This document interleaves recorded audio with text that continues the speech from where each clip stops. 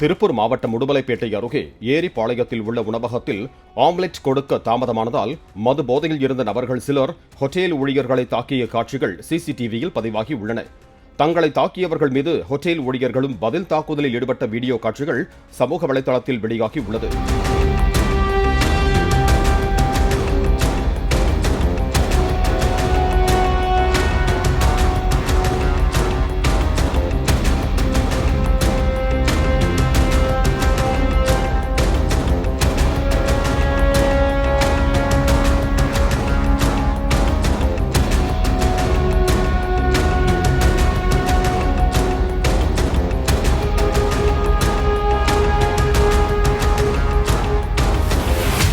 Play store மற்றும் app ஸ்டோரில் இருந்து பாலிமர் செயலியை QR கோடு மூலம் பதிவிறக்கம் செய்யுங்கள்.